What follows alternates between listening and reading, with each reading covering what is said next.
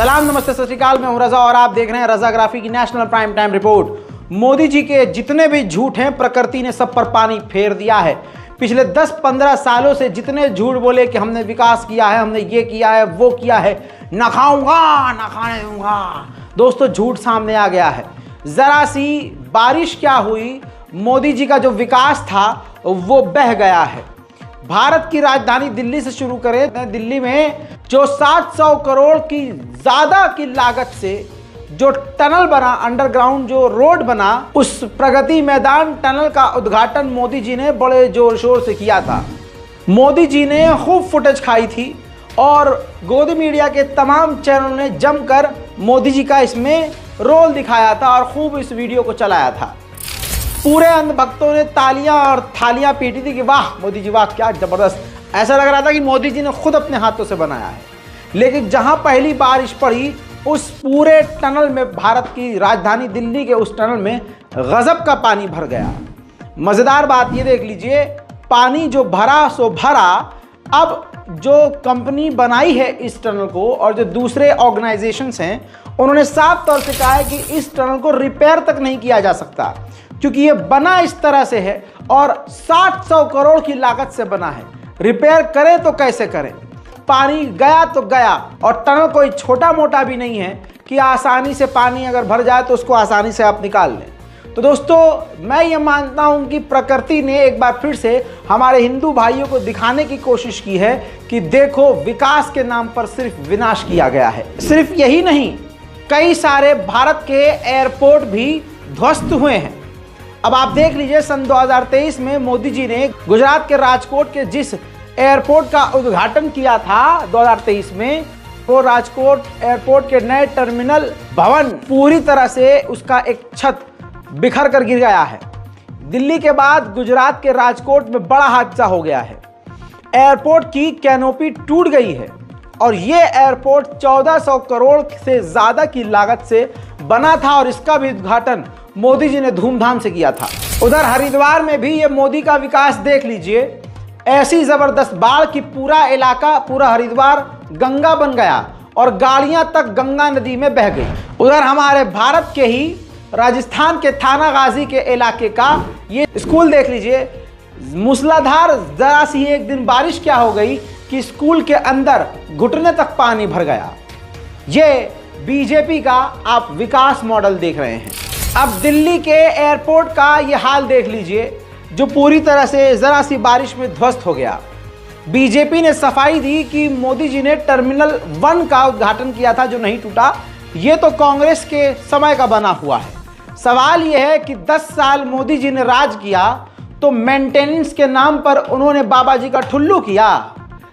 Maintenance नाम की एक चीज होती है जिससे पुरानी चीजों को मजबूत किया जाता है, रिपेयर किया जाता है, ध्यान रखा जाता है।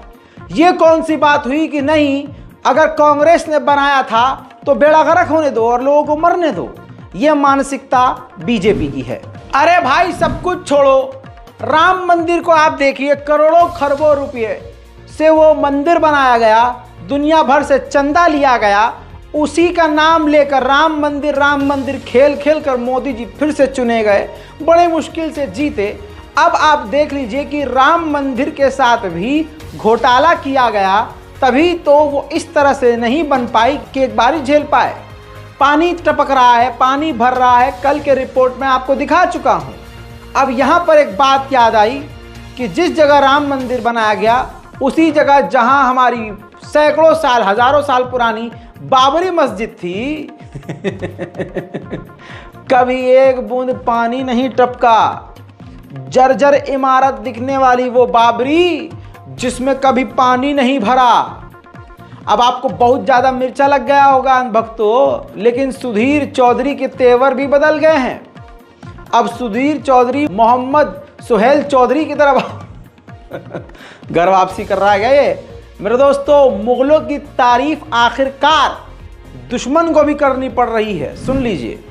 मुगल बादशाह शाहजहां ने वर्ष 1648 में आगरा में ताजमहल का निर्माण करवाया था और 376 वर्षों के बाद भी आज ये ताजमहल उसी रूप में सुरक्षित खड़ा है, उतना ही खूबसूरत दिखता है। इसमें कोई दरार नहीं है, यहां कोई पानी नहीं भरता। मुगलों ने ही वर्ष 1648 में दिल्ली में लाल किले का निर्माण करवाया था।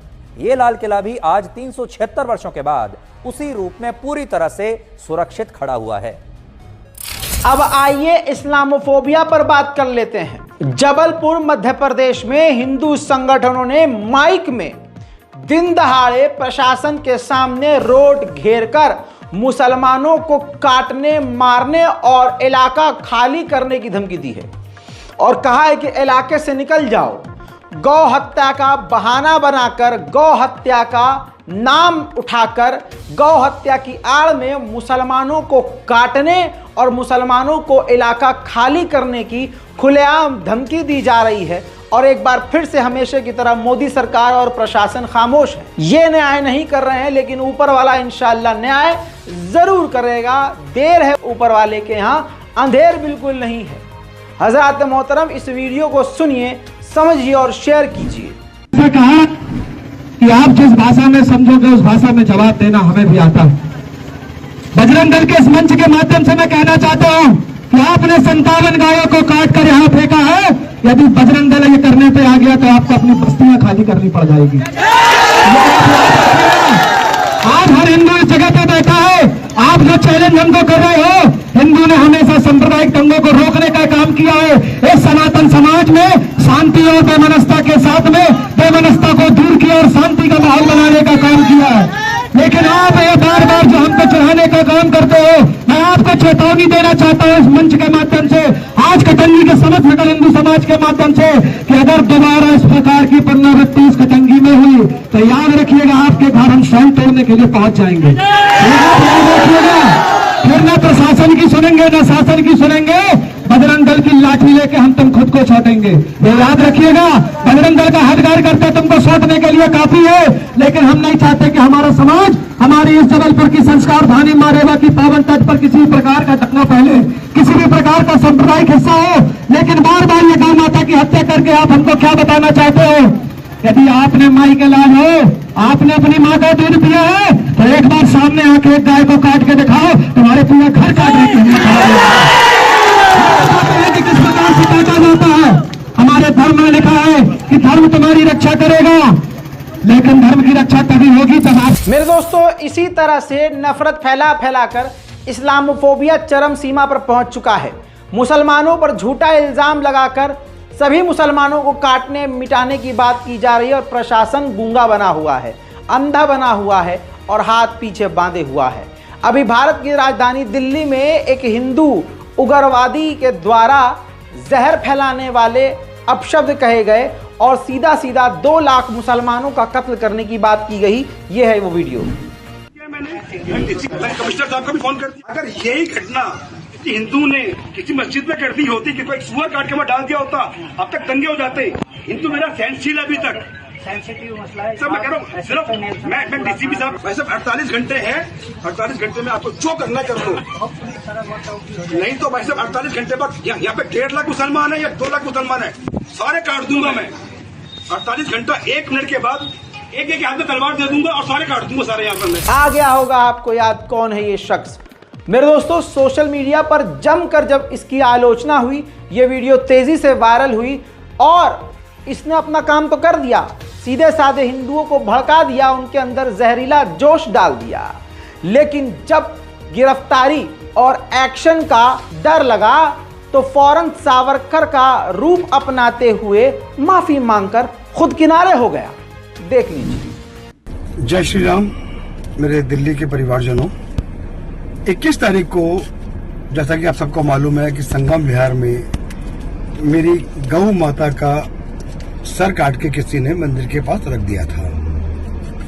और उस वक्त जब मैं पुलिस अधिकारियों से बात कर रहा था तो बात करते करते मैं थोड़ा सा शायद आवेश में आ गया या गुस्से में आ गया, तो क्योंकि मुझे अपनी माँ का दर्द बर्दाश्त नहीं हुआ, तो मैं डिस्कशन जब अधिकारियों के साथ कर रहा था तो मेरे मुंह से कुछ ऐसे शब्द निकल गए जो मुझे नहीं बोलने चाहिए थे, जबकि मेरी ऐसी कोई मंशा नहीं थी। मेरा मकसद इतना था कि जो मेरी गौ माता के हत्यारे हैं कि उनको कड़े से कड़ी सजा मिले, और मैंने 48 घंटे का समय इसीलिए अधिकारियों को, पुलिस अधिकारियों को दिया था।